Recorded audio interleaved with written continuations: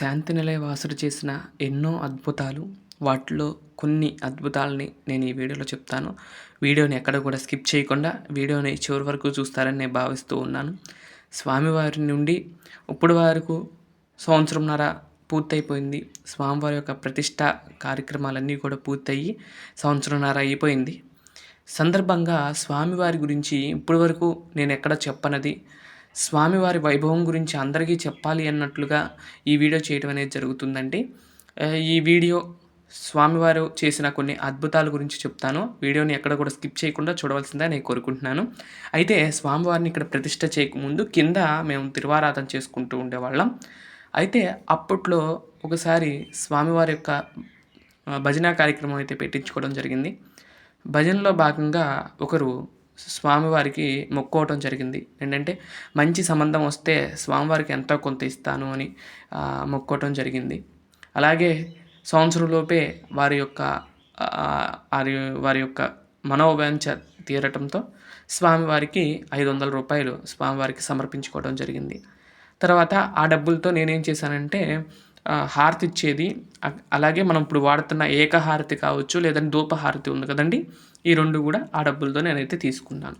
ఆ తర్వాత స్వామివారి ప్రతిష్ట అవుతుంది అని ఒక 10 రోజుల ముందు నాకు ఒక కాల్ వచ్చింది. వారు అంతకుముందు గోవాలో అయితే ఉన్నారు, ఇప్పుడైతే వైజాగ్లో ఉంటున్నారు. వాళ్ళు ఫోన్ చేసి ఇలా స్వామివారికి ఏదో ఇద్దామనుకున్నాను అని అనుకున్నారు, నాతో కూడా అన్నారు ఇస్తానని.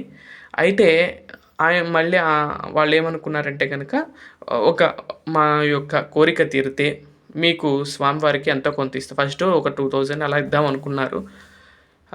అనుకుంటే ఆ పని కూడా అయిపోతే మొత్తం కలిపిస్తాను స్వామి అని అనుకున్నారట. స్వామివారి యొక్క ప్రతిష్ఠ అయిన 2వ రోజు వారి యొక్క మనోవాంఛ తీరటంతో నాకు వెంటే 10,000 రూపాయలు అయితే వేశారండి. కానీ నేనెవరో తెలియదు వారికి, వారెవరో నాకు తెలియదు. కానీ నన్ను మాత్రం యూట్యూబ్లో చూస్తారు అంతే. కానీ ఎప్పుడు కూడా నేను మాట్లాడతాం కానీ తెలిసిన వాళ్ళు అయితే కాదు.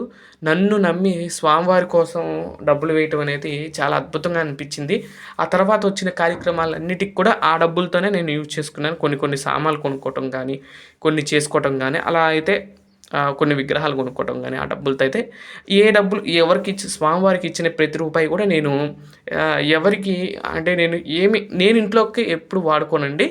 వాటికి సంబంధించినవి ఒకటి తీసుకుంటూ, స్వామికి సంబంధించినవి కావచ్చు, ఒకటి అవసరాలు ఉంటాయి కదండి, వాటికి సంబంధించి తీసుకుంటూ ఉంటాను. అలా ఆ 10,000తో స్వామివారికి సంబంధించిన కార్యక్రమాలన్నీ తీసుకున్నాను. వారి యొక్క మనోవాంఛ తీరటంతో ఆ డబ్బులైతే ఇవ్వడం జరిగింది. తర్వాత వేరే వాళ్ళ కోసం కూడా అలా మొక్కున్నారట, వాళ్ళకి జాబ్ రావడం కోసం మొక్కున్నారంట, అలానే జాబ్ వచ్చింది. అలా ఎన్నోనండి.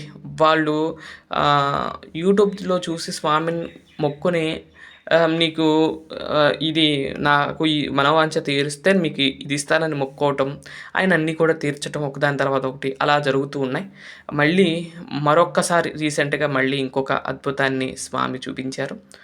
వివాహం కోసం చాలా సార్లు ప్రయత్నిస్తూ ఉండగా వివాహము అవ్వకపోతే స్వామివారి మొక్కుని సంవత్సరంలోపు కనుక నాకు మా వాళ్ళకు పెళ్ళవుతే నేను ఇస్తాననుకున్నారు. అలానే రీసెంట్గానే వాళ్ళకు కూడా పెళ్ళి అవటం అనేది జరిగిందండి. అంతా స్వామికి ఇక్కడ ఏంటంటే కనుక చాలామంది మామూలుగా ఆ మొక్కును వెళ్తారు. కానీ స్వామివారు ఏంటంటే ఇక్కడ నేను అనుకునేది ఏంటంటే కనుక నేను గమనించింది, ఇప్పుడు దాకా గమనించింది, ఏదైనా స్వామికి ఇస్తాము అని మొక్కుంటే చాలండి. ఒక 10 రూపాయలు ఇస్తామా, ఒక 100 రూపాయలు ఇస్తామా అని అనుకుంటే చాలు, స్వామివారి యొక్క మనోవాంఛ మనందరికీ తీస్తారు. అంతేగాని 10,000 ఇచ్చి 10,000 20,000 ఇచ్చి మొక్కు తీర్చుకో అని అలా ఏం కాదండి. మన స్తోమత బట్టి, మన యొక్క బట్టి మనం స్వామివారిని కోరుకుంటే ఆ యొక్క కోరిక అనేది తీరుతుందని నేను నమ్ముతూ ఉంటాను. తర్వాత ఉద్యోగం వచ్చిందండి. తర్వాత ఇప్పటికీ కూడా నాకు ఈ విగ్రహాలు కొనడానికి కానీ ఇవన్నీ కూడా పంపిస్తూ ఉన్నారు. వారు వైజాగ్లో ఉంటారు. వారైతే నాకు ఇప్పటికీ పంపిస్తూనే ఉన్నారు. అవన్నీ కూడా నేను తీసుకున్నట్లు కాదు, స్వామి వాళ్ళ చేత తెప్పించుకుంటున్నారేమో. స్వామికి కావాల్సిన సామాగ్రి అంతా కూడా ఆయన తెప్పించుకుంటున్నారేమో అని అన్నట్లుగా అనిపిస్తుంది. అంతా ఏదైనా సరే, మనం ఏ కార్యం చేసినా స్వామిని ఇలా పెట్టాలి అన్నా కూడా మన చేతులు అయితే ఏది ఉండదండి. అంతా కూడా స్వామి దయచేతనే ఇక్కడ జరుగుతూ ఉంటుంది. అయితే నేను ఊరికే ఎప్పుడో ఆడతా పాడతా అనుకున్న మాట అండి ఇది. పైన ఒక సెపరేట్‌గా రూమ్ కట్టుకొని స్వామివారికి ఈ విధంగా కట్టుకోవాలనే ఒక డ్రీమ్‌ని రెప్పపాటులో తీర్చారు అని అనటానికి ఇదే నిదర్శనం. ఇంకా ఎన్నో మహిమలను ఇంకా చూపిస్తూనే ఉంటాడు స్వామి. ఈ స్వామి నా కోసమో, లేదంటే మా ఇంట్లో వాళ్ళ కోసమో కాదండి ఇక్కడికొచ్చింది. అందరి క్షేమం కోసమే వచ్చారని నేను భావిస్తూ, ఎవరి ఎవరి యొక్క సంకల్పాలు ఉంటే ఆ సంకల్పాలన్నీ కూడా తీరుస్తూ ఇక్కడ కలియుగ ప్రత్యక్ష దైవంగా, అక్కడ ఆనంద నిలయవాసుడిగా మనకు దర్శనం ఇస్తుంటే, ఇక్కడ శాంతి నిలయవాసుడిగా ఇక్కడికి వచ్చే వారందరికీ కూడా శాంతిని కలిగిస్తూ స్వామి ఇక్కడ దర్శనమిస్తున్నారని నేను నమ్ముతూ, ఆ రోజు పెట్టడం కూడా పేరు శాంతి నిలయం పెడతానికి కారణం కూడా ఇదేనండి. ఇక్కడికి వచ్చిన వారికి మనశ్శాంతిగా ఉండాలి, వారి యొక్క మనోవాంఛాలన్నీ కూడా తీరాలి అన్నట్లుగా నేను స్వామిని ప్రతిష్ఠ చేయడం అనేది జరిగింది. ఆ ప్రతిష్ఠ రోజు కూడా మీరందరూ చూశారు.